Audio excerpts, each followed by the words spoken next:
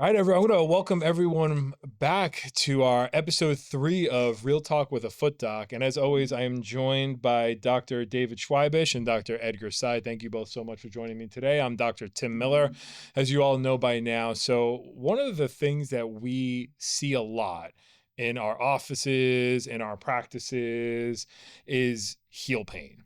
And I can't tell you how many times during a week that I'll look at my schedule in the morning of a particular day and I'll see heel pain and I'll have, maybe 30 patients on the schedule. And sometimes half of them, it just says heel pain.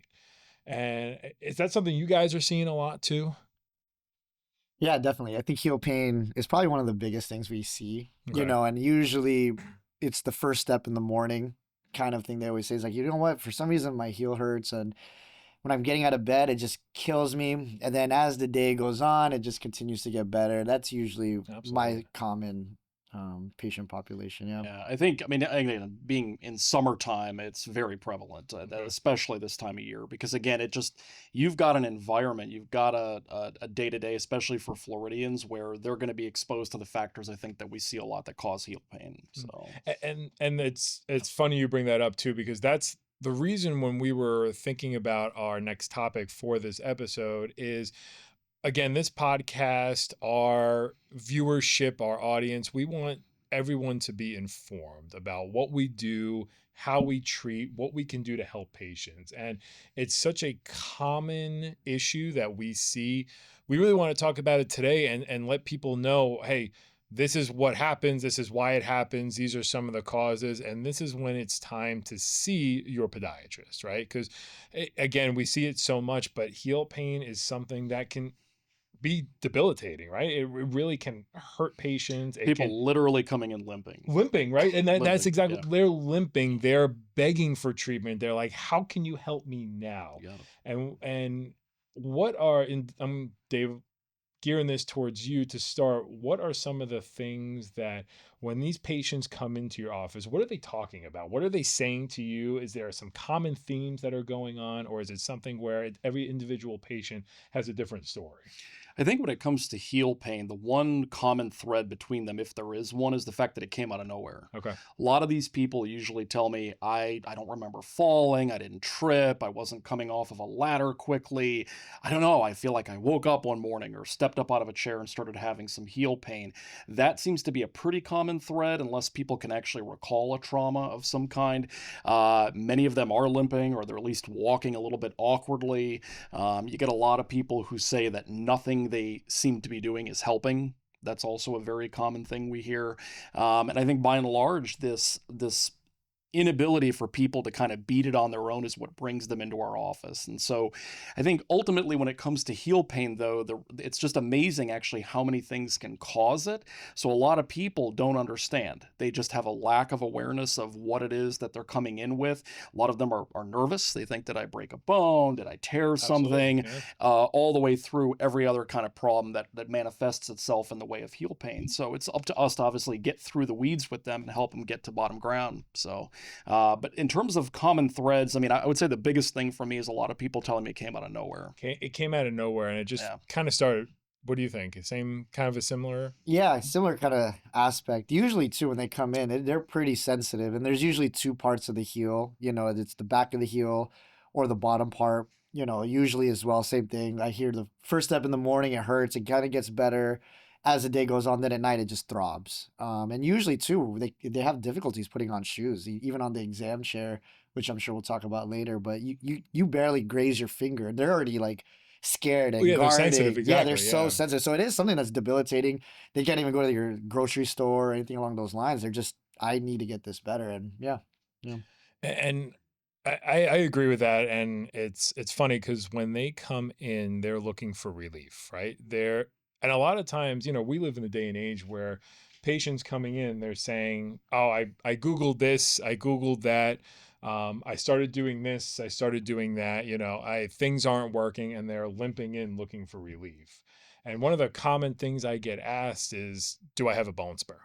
Right? Is there a bone spur there? Is that the cause of your pain? So, and what I've started to tell patients and what I've learned throughout my training and my experience is that that bone spur itself, that particular piece of bone, is not the cause of your pain, right? It's the inflammation, it's the scar tissue, it's the processes that are going around the bone spur. But inevitably, a neighbor told them, a family member told them that, hey, you must have a bone spur, and that's what needs to be dealt with. So, how do you Yeah, approach patients like if they're coming in saying, hey, I think I have a bone spur? I completely agree. I think that's one of the biggest myth busters. It's like, oh, bone spur, Mythbusters. that's what's causing your pain. But you know, and ultimately, not to, disrespect any of our colleagues, but primary care ED doctors, they always say, oh, they have a bone spur, that's the cause of the Yeah. pain. So I agree 100%. Even when I in my hands, when I do the surgery, when I do surgery for plantar fascia, I don't even touch the bone Yeah. spur, Same. and they Same. have great results. But I agree, the bone spur is a great X-ray finding for us to utilize, understanding that they've had some sort of level of this pathology for quite some time. Hmm. However, that is not the cause. And I do think that's great that we mentioned that, because they always think it's the bone spur, but that's where Yeah. we kind of come in and say, no, no, it's actually not the bone spur.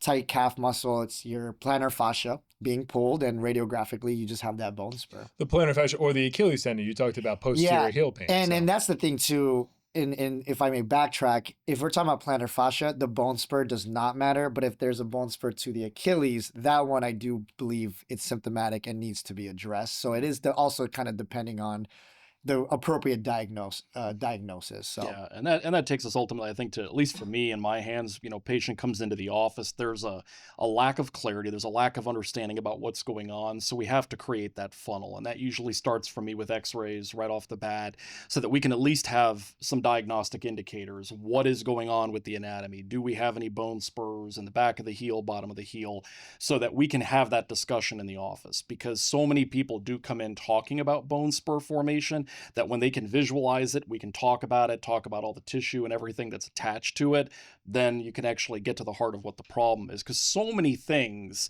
manifest itself in the form of heel pain. It is. We're talking about the plantar fascia, we're talking about the Achilles, but there's so many other little intrinsic details to that anatomy that can present themselves like plantar fasciitis, like Achilles tendonitis, but may not be. So I think for the sake of clarity, it's about getting started with x-rays and then kind of working through the mhm. clinical exam and getting to the root cause of it all. And we'll be right back after a word from our sponsor. at Barry University, we started using ModMed. It's a very easy touch EMR system for our providers and our students to get better accuracy, much more office flow efficiency. You have the availability for a desktop and an iPad. And I want to just backtrack for a sec. I know you had mentioned surgery. One of the beautiful things about heel pain is that a lot of times we don't have to do surgery, right? There are plenty of non-surgical options that we can do to get patients better, right? Surgery may be inevitable, but one of the things that I like to offer in my practice is a multitude of conservative therapies, right? So when I have a patient come in, they're talking about heel pain, they're talking about how it happened, what's going on. We always are talking about conservative therapy first. So, what are some of the conservative therapies that you start to talk with patients initially when they're coming in? Yeah, and I think to answer that, heel pain to me, besides the Achilles, could only be three things: plantar fasciitis, pain first step in the morning; tarsal tunnel, if it's pain, tingling, ants at night; and if it's pain while standing, it's bone bruising, bone marrow edema. So I kind of differentiate, and kind of based off my physical exam and asking the patient during my exam, seeing what it is.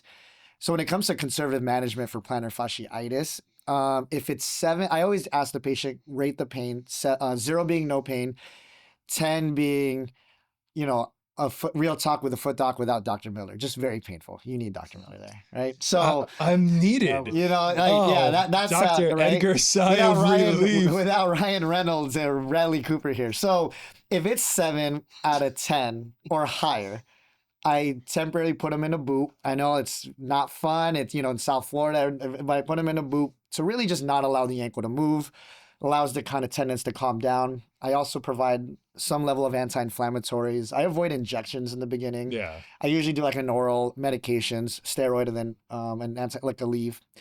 I see them again in 2 weeks. If they are not 50% better, I pull the trigger really quick for an MRI. That way we could really evaluate if is it plantar fasciitis, or is there something else going on like plantar fasciosis, which is a degeneration of the tendon? So, but instead of drowning them with anti-inflammatories, typically I want to know what it is. And from there, I could at least gauge them. Hey, you have a good shot that physical therapy will work. Other advanced modalities like shockwave, putting a probe on there, laser, PRP, amnio, biologic types of injections versus steroid. But if they're not, I do It's a offer probe on the heel. Okay, right? You're putting a probe probe on on the the heel. heel. Let's clarify. Yeah, let's Just- clarify. Yeah, So, yeah. So I kind of, but if it's 7 out of 10, I put them in the boo. Anything less, I kind of try stretching, shoe wear, orthotics, things like that. But I agree. Go as conservative as you can to help the patient. Yeah, I mean, I'm to the point now where I cannot tell you, in the presence of a patient who does not have significant equinus, I can't tell you the last time I've actually done surgery on a plantar fasciitis patient. Can you describe Aquinas real quick for our Yeah, audience? and that's just really clinically a tight calf muscle. So those patients who have really noticeable deficiencies in the range of motion because tightness in their calf is restricting that motion, which is a very common cause of heel pain. I think we all see that in our offices, and a lot of patients know. They come in telling you, my calf is so tight, and it seems like when I stretch it out, it does feel a little bit better. That's a classic patient who usually can get improvement with either physical therapy, again, shockwave therapy, all these types of modalities. But in my hands, with all these great things we have, it's very rare that I'm feeling a need to take a patient to surgery. They're usually getting such noteworthy improvement with all these care modalities that we have. But it does happen. You have patients with just an anatomic deficiency or an anatomic variation that's creating the root cause, and that's in the calf muscle. So for me, usually my go-to for really recalcitrant plantar fasciitis is typically doing a gastrocnemius recession. So that's my go-to. It's rare that I actually touch the plantar fascia anymore.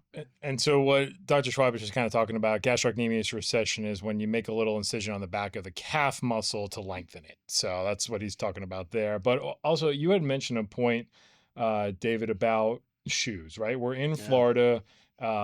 Audiences, not just in Florida, but during the summertime, they want to wear the shoes that they want, the cute shoes, right? They want the open toes, they want the sandals.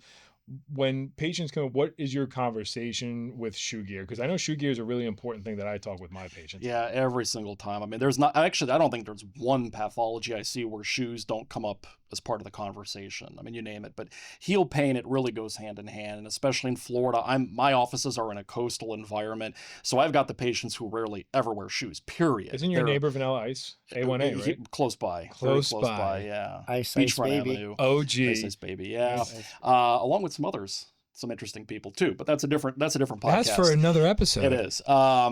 The biggest thing though, these patients who barefoot walkers, they are on the beach barefoot. Yeah. They're walking up and down A1A barefoot on pavement. They're fishing barefooted. And I used to do it. I used to be that type of guy. I used to fish barefooted. I grew up walking barefooted everywhere. That's the Florida beach vibe. I get it. But the root of it is that a lot of these people, when they're barefoot ambulating, if they don't have the right setup, if they're not doing some stretching, if they're not protecting themselves, it oftentimes leads to problems, especially as we get older. Ain't crazy how good shoes, good orthopedic sandals. I always tell them, be intentional with what you're wearing. So don't just get chancletas from Target, or Target was what you're exactly but you want like sandals also. Then there are, brands now that are stiff because I Fabuloso my place. And if I do that barefoot, by the end of the day, I have heel pain. I got to do ice and stretching and things like that. But if the sandals, I'm like, okay, cool. I can, So a couple of things with that. Number one is I grew up never going barefoot.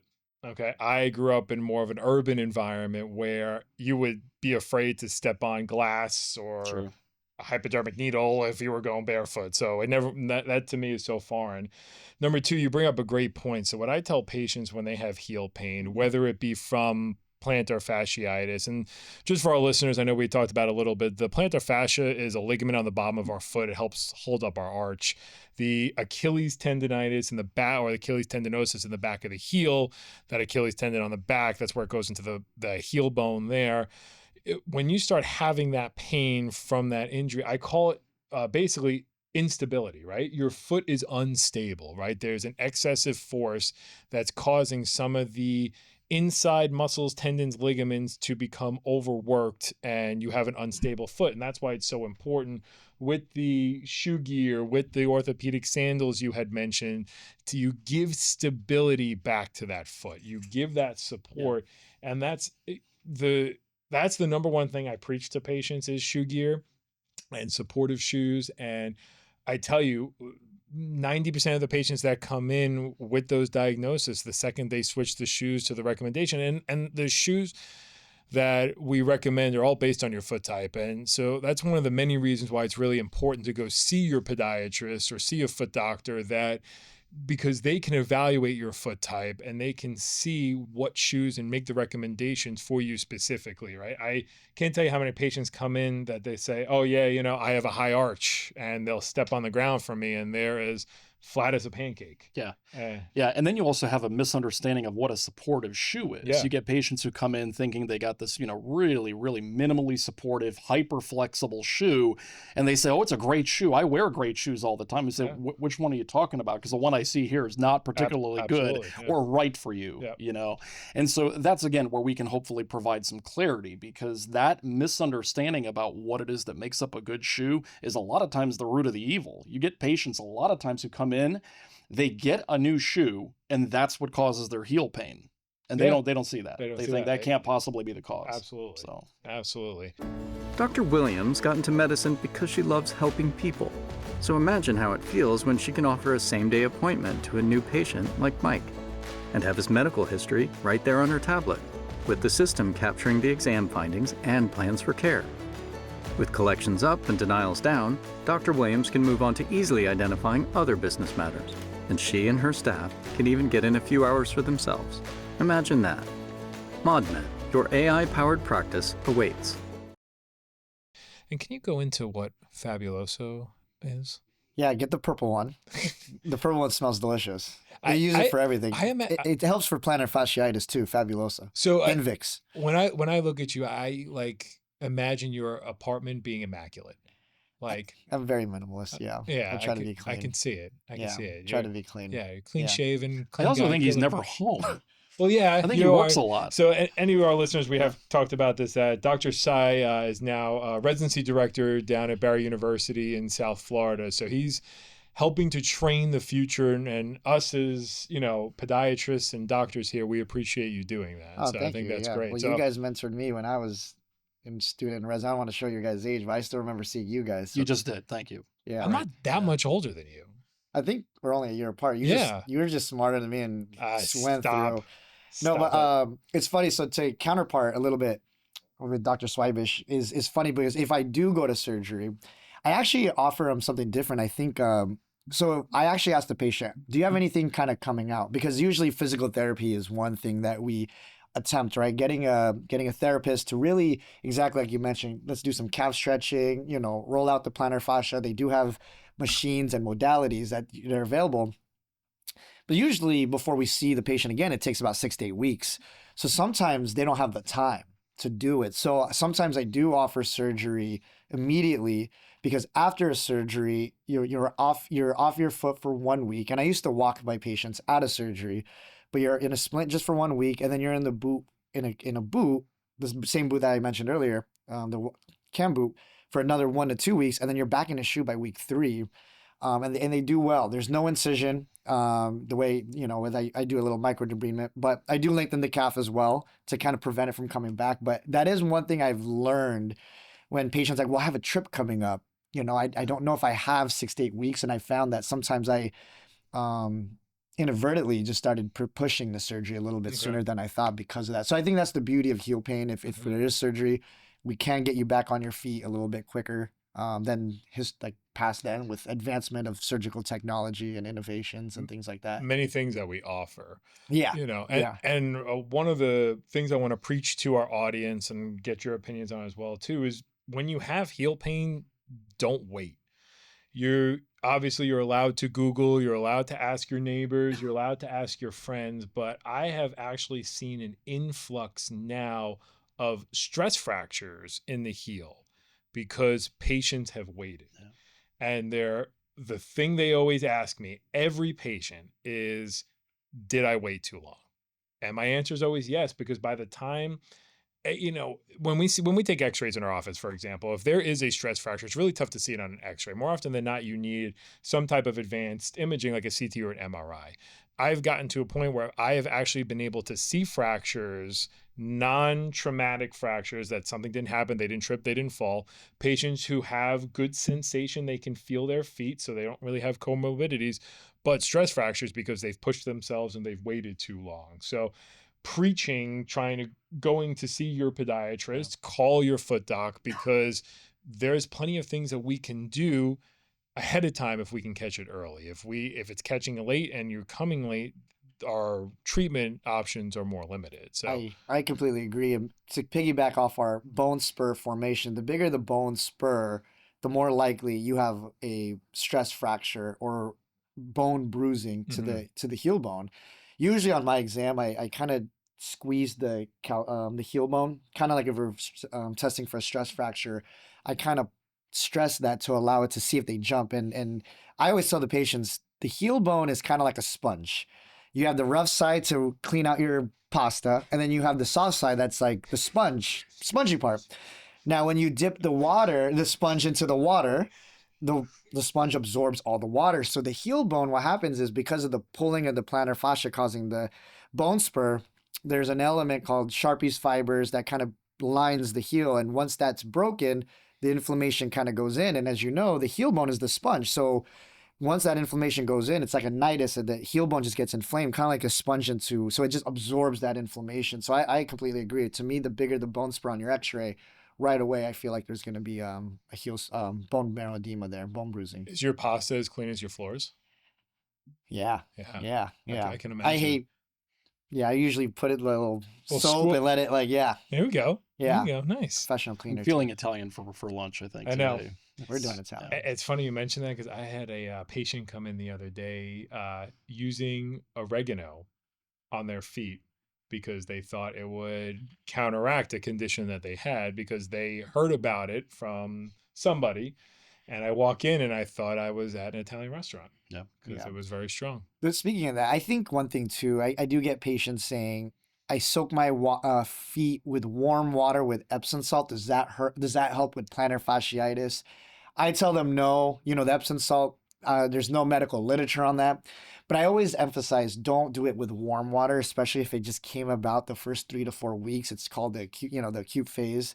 So typically I always say, hey, listen, don't do that. If you're going to soak your feet, if you want to have the Epsom salt, fine. But I'm totally, maybe it feels good. But you want to make sure it's cold water. Mm-hmm. If you ever do warm, it's like for the later stages where it has to be cold, then hot, then end at cold. But I hear that a lot as well. It's like, what have you tried? When you ask the patient. So warm water with Epsom salt. So I kind of I actually tell them the opposite for that.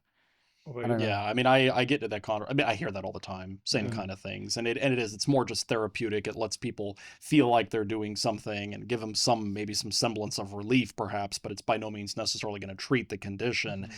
Same thing, the hot cold therapy is very big right now, and a lot of people, I think, from the athletic world are getting some of that guidance. I had a friend who told me to soak in hot water or cold water, and kind of getting through the weeds about whether it's more acute or chronic as to what's going to help. But by and large, I think the biggest things for me are really, like you said, having the conversation about shoe gear, getting into a conversation about what we need to do either from an orthotic perspective to correct some kind of a biomechanical issue that might be a cause of the problem, talking about activity modification if it's relevant, and then certainly about other modalities if needed down the line. I'm a big user of shockwave therapy in my practice, so I incorporate that very often, and I've had very good success with it. Awesome. So, and orthotics, funny enough, are different.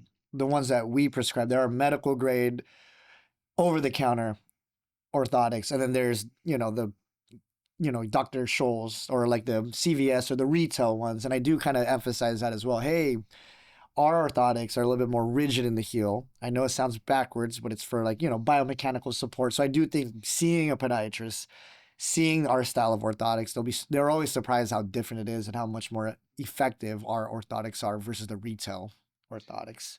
Bringing up that point too, and just for our audience as well, is that you're going to hear a lot of different opinions when you try to Google or you talk to your neighbors or friends. with heel pain, it's something that you can never act too early on. And it's something that, again, I encourage my patients, and hey, if they know friends that have heel pain, to get on it early. You will have difference of opinions between, even doctors as well too, but getting treatment early is something that you'll never regret. It's never a waste of time getting to see somebody sooner, because heel pain is debilitating, right? It slows you down. I have marathon runners who come in to see me. I have weekend warriors that come in to see me. Pickleballers.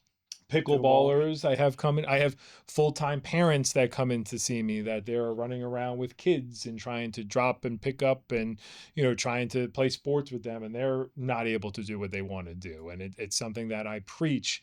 Please come in. It's never a waste of time, and it's going to be something that you're going to benefit for, and you're going to be happy that you did. So, I just want to thank Orlando Productions. Take a minute to shout out Doug Loran, Orlando Productions. This is the beautiful setup here. Doug Loran, the OG from OP, Orlando Production. Production. Yeah, Yep. Swan Production. Perfect. Yep. Orlando Production. I want to thank David Schweibish, Edgar Sai, as always. I think this was a great episode. Again, this was something for our listeners and our audience to hear about the heel pain. There are some things that we can do, and come see your podiatrist. Below the knee, come see me. We're here to help. We're happy to help. We are able to help. And it's things that not only that we encourage you to do, but it gets to a point where if it is limiting your activities of daily living, what do I mean? You can't walk, you can't run, you can't work. It's time to see us, and that's why we're here. Everyone go see Bradley Cooper. Bradley Cooper, Dr. Leslie Chow, and there is Chris Hemsworth, according to Dr. Edgar Sai. Dr. David Schweibish looks like Chris Hemsworth, but I'll be honest with you, I think Dr. David Schweibish is his own entity. He is unique, and he is fantabulous. All right. Fantabulous. All right. Thank you. So stay tuned for more. We have plenty of great topics coming up. So.